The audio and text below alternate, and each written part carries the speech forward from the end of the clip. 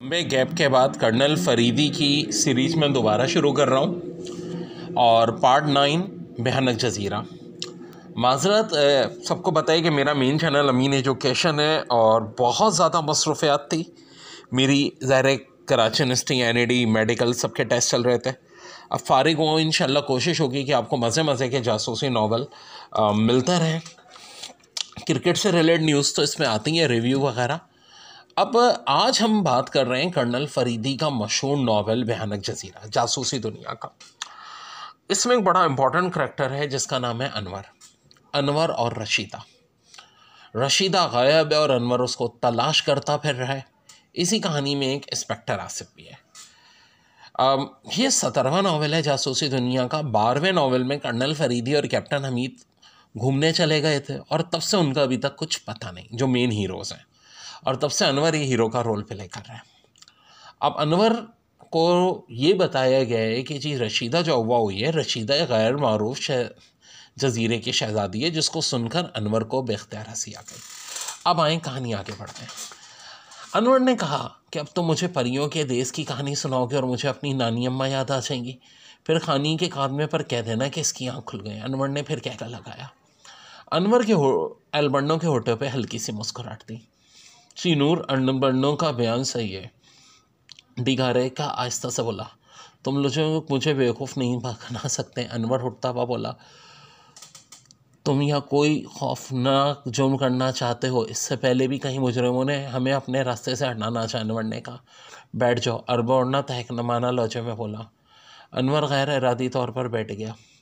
तुम्हारी हकीकत ही क्या? अल्बर्नो ने कहा, अगर मैं तुम्हें अपने रास्ते से हटाना होता तो कल ही हटा देता।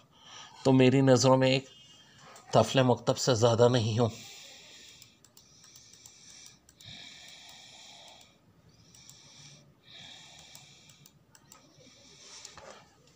तो क्या अल्बर्नो ठीक कह रहा है? अनवर का सर चकराने लगा और फिर दफातन उसे याद आया कि रशीदा अपने राज का पर्दा छुपाने के लिए दर्राब के कत्ल पर कमर बस्ता हो गई थी।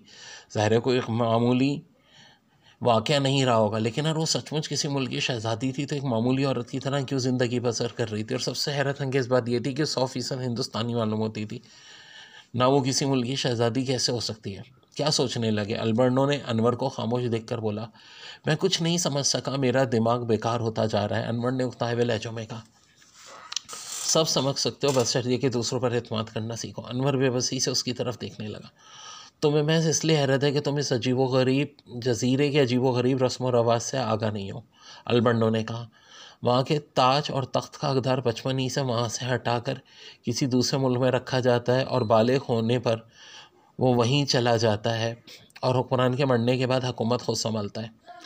और हुक्मरान वली अहदी की कमसनी में ही मर जाए तो उसका करीबी अजीज़ उसके बालिग होने तक अमूर सल्तनत अंजाम देता है। और रोमोली अपने बाप की पहली औलाद होने की हैसियत से तख्त की हकदार थी, इसलिए उसे जजीरे से दूर हटाता किया। इसी दौरान में उसका बाप हादसे का शिकार होकर मर गया।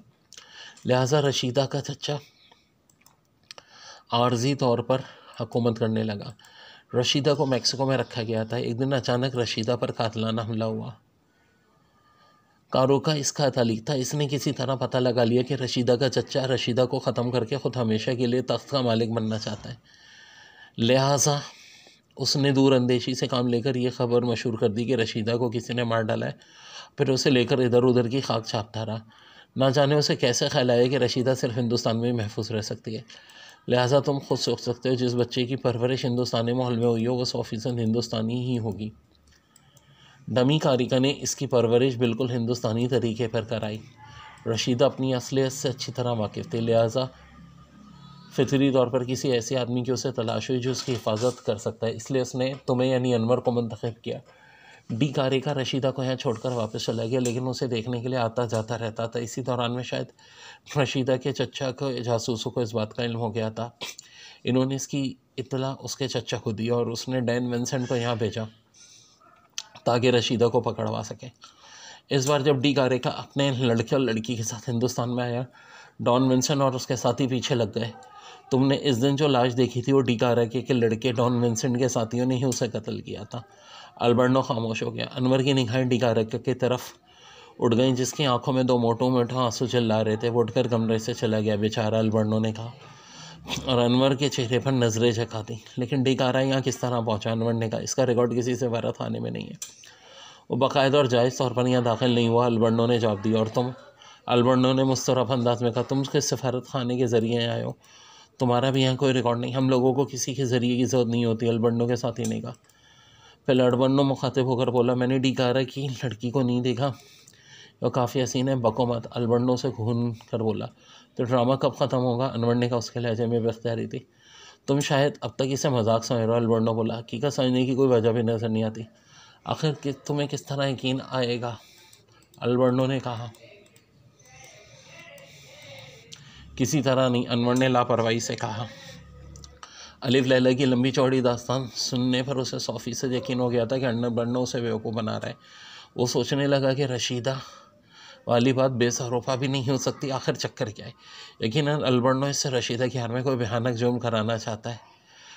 अनवर अल्बर्नो के चेहरे का बकौर जायज़ा ले रहा था। दफातन वो उठा और अनवर का हाथ कर बोला, मेरे साथ। अनवर पहले तो चहजाया, लेकिन फिर उसके साथ हो लिया। अनवर उसे एक कमरे में लाया और दरवाज़ा बंद कर दिया। तुमने अभी तक कहा था कि तुम्हें इस कहानी पर यकीन नहीं आ सकता, और अब भी ये कहता हूँ। अच्छा तो फिर बैठ जाओ, अल्बर्नो ने कुर्सी की तरफ इशारा करके कहा। कि अब कोई शब्द दिखाने का इरादा ये समझ लो, अल्बर्नो ने लापरवाही से कहा। अल्बर्नो दूसरी तरफ चला गया।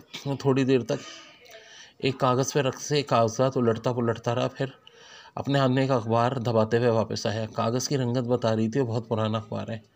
अल्बर्नो ने वो अखबार अनवर के सामने फैला दिया और एक तस्वीर पर उंगली रखकर अनवर की तरफ कहा। ये एक नन्ही सी बच्ची की तस्वीर थी, जिसके नीचे लिखा हुआ था, किसी ने बेदर्दी से इस बच्ची को कत्ल कर दिया। लाश एक पब्लिक पार्क में पाई गई। कत्ल की वजह मालूम नहीं हो सकी। अनवर तस्वीर को बकौर देखता रहा। दफातन वो उछल पड़ा, लेकिन शायद उसका रवैया अल्बर्नो के लिए गैर मुतवक्को था। हम अनवर की तरफ देखने लगा। ये तो सचमुच रशीदा के बचपन की तस्वीर मालूम होती है। तुम्हें कैसे मालूम? अल्बर्नो के लहजे में हैरत थी। क्या इसके पास इसके बचपन की कोई तस्वीर थी? हाँ, मैंने उसके लॉकेट में देखी थी, अनवर ने कहा। ये लॉकेट उसके हार में लगा हुआ था। बहरहाल अब तुम्हें इस बात पर यकीन हो जाना चाहिए, अल्बर्नो ने कहा। ये मैक्सिको के शहर वोकारा की बंदरगाह का अखबार है। अनवर ने अखबार उठाया और देर तक इधर उधर देखता रहा। फिर अल्बर्नो को घूर कर बोला, मगर इसमें किसी शहजादी का जिक्र नहीं। तुम कह रहे थे कि डिकारा ने इसकी कत्ल की खबर मशहूर करा दी। उसकी शोहरत इसी जजीरे में हुई थी। महज़ूब दुनिया तो ये भी नहीं जानती कि इस जजीरे में कोई आबादी है। दुनिया के वज़रान जजीरों में उसका भी शुमार होता है। वहाँ के बाशिंदे नहीं चाहते कि महज़ूब दुनिया उनके वजूद से वाकिफ़ हों। हालांकि ख़ुद भी काफ़ी तरक्की याफ्ता ममालिक से ताल्लुक़ रखते हैं। अल्बर्नो, क्या तुम मुझे बच्चा समझते हो? अनवर संजीदगी से बोला, मैं नहीं जानता कि तुम्हारा मकसद क्या है, लेकिन मुझे बेवकूफ़ बनाने की कोशिश कर रहे हो। मुझे इस दुश्वारी का इल्म था, तुम यकीन ना करोगे। ख़ुद मुझे भी हैरत है कि इस जजीरे के बाशिंदे ऐसी सूरत में अपना चेहरा क्यों कर छुपाए होते हैं, जबकि वो दूसरे ममालिक से भी ताल्लुक़ रखते हैं।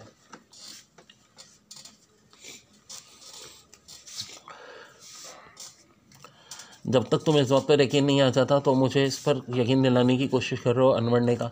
मैंने ये तो नहीं कहा मुझे इस पर यकीन नहीं है, यकीन है, लेकिन साथ ही हैरत भी। अनवर खामोश हो गया। अल्बर्नो कुछ सोच रहा था। दफातन अनवर बोला, डॉन विंसेंट ने पुलिस को बयान दिया था कि तुम्हारी इससे इंग्लैंड में लड़ाई हो चुकी है, इसलिए तुम इसके जानी दुश्मन बन गए हो। ये कतई गलत है। इसका ताक़ुब मैं लंदन ही से कर रहा हूँ, लेकिन यहाँ पहुँचने से कबल शायद इसका इल्म ना हो। तुम नहीं जानते कि इसने शोशा महज इसलिए छोड़ा था कि इस लड़के का कत्ल अल्बर्नो के सर थोप दिया जाए, और उसे वो कामयाबी हुई। पुलिस ने उसे का जिक्र सुन के अल्बर्नो का ताक़ुब शुरू कर दिया, और अल्बर्नो भी दीना दानिस्ता पुलिस को इसका मौका देता रहा। क्यों? अनवर चौंक कर बोला। अगली एपिसोड बाद में।